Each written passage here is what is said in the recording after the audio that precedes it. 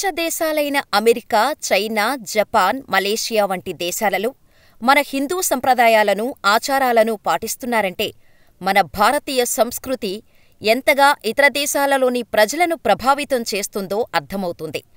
America నుంచి ఇండియాకి వచ్చిన పర్యాటకులు ఇక్కడ మన సంప్రదాయాలను గౌరవిస్తూ మన హిందూ ఆలయాలను సందర్శించినప్పుడు మన సంస్కృతిని, పద్ధతులను పాటిస్తూ విదేశీయులైనప్పటికీ చీర, గాజులు, బొట్టు ధరించి మన ఆలయాలను దర్శించుకొని ఆనందపడుతున్నారు. ఈ కారణం వల్లే ఇతర దేశాలలోనూ ఉన్న మన భారతీయులతో పాటు విదేశీయులు కూడా అక్కడ ప్రసిద్ధి చెందిన ఆలయాలను సందర్శిస్తూ స్ఫూర్తి పొందుతున్నారు.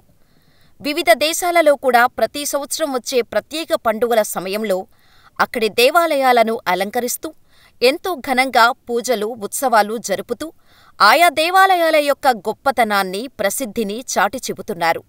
ఇప్పుడు మనం విదేశాలలో ప్రాచుర్యం పొందిన కొన్ని ఆలయాల గురించి తెలుసుకుందాం. శ్రీ సుబ్రహ్మణ్యేశ్వర స్వామి ఆలయం, బటు గుహలు, మలేషియా.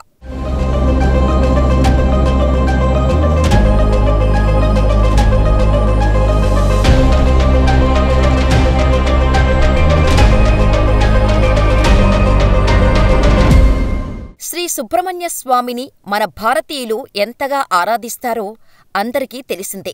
ముఖ్యంగా కేరళలోని ప్రజలు ఈయనను ఎంత గొప్పగా పూజిస్తారు. ప్రతి ఏడాది కార్తీక మాసంలో అయ్యప్ప దీక్ష తీసుకొని శబరిమల వెళ్లే భక్తులందరూ శ్రీ సుబ్రహ్మణ్యస్వామిని కూడా దర్శించుకుంటారు. అయ్యప్ప స్వామి కొలువై ఉండే ప్రతి ఆలయంలోనూ శ్రీ సుబ్రహ్మణ్యస్వామి ఆలయం తప్పనిసరిగా ఉంటుంది. అంతేకాదు, తమిళులు శ్రీ సుబ్రహ్మణ్య స్వామిని, అయ్యప్ప స్వామిని, గణపతిని ప్రత్యేకంగా ఆరాధిస్తారు. అయితే శ్రీ సుబ్రహ్మణ్య స్వామి ఆలయానికి సంబంధించిన ఒక ప్రత్యేకమైన విగ్రహం మలేషియాలో ఉండటం విశేషం. మలేషియాలో అత్యంత ప్రాచుర్యం పొందిన ప్రాంతాలలో కౌలాలంపూరులోని బాటు గుహలు ఒకటి. ఈ ప్రాంతం ఎప్పుడూ పర్యాటకులతో అత్యంత ఆకర్షణీయంగా కనబడుతుంటోంది. పురాతన కాలంలో రాతి విగ్రహాలే కనిపించేవి. మన వాడుక భాషలో స్వయంభూ విగ్రహంగా పిలుస్తారు. ఇక ఈ బాటు గుహలను మలేషియాలో ప్రత్యేకంగా చెప్పుకునే ఒక తెగకు సంబంధించిన సంఘం వారు ఈ బటుగుహలను ఆశ్రయంగా ఉపయోగించుకున్నారు. వీరిని టెమువాన్ లేదా బెసిసి వ్యక్తులుగా పిలిచేవారు.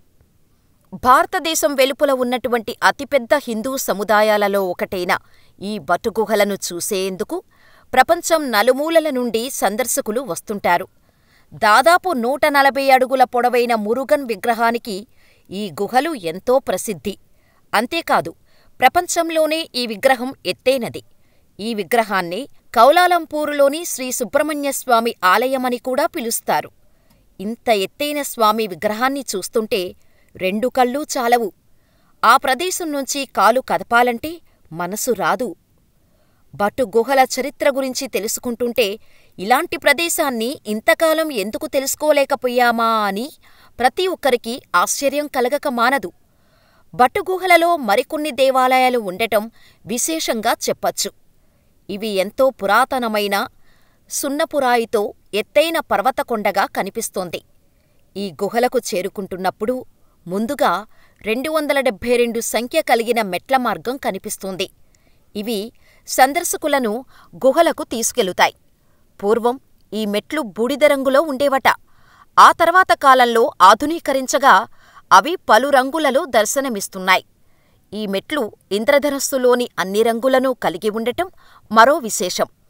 ఇక్కడ పురాణాలకు సంబంధించిన కొన్ని విగ్రహాలు ఉన్నాయి. ఇక గబ్బిలాలతో పాటుగా పొడవాటి తోక కలిగిన మకాకులను చూస్తే ఒకింత ఒళ్ళు జలధరిస్తుంది. ముఖ్యంగా ప్రతి సంవత్సరం తైపుసం అనే హిందూ పండుగ సందర్భంగా బటు గుహలు సందర్శించేందుకు ప్రపంచం నలుమూలల నుండి లక్షలాది మంది భక్తులు వస్తుంటారు. దాదాపు 8 గంటల పాటు జరిగే ఈ వేడుక ఎంతో ప్రత్యేకమైనదిగా చెబుతుంటారు. బటు గుహలకు పెద్ద చరిత్ర ఉంది. ఇది 1891 సంవత్సరం నాటిది.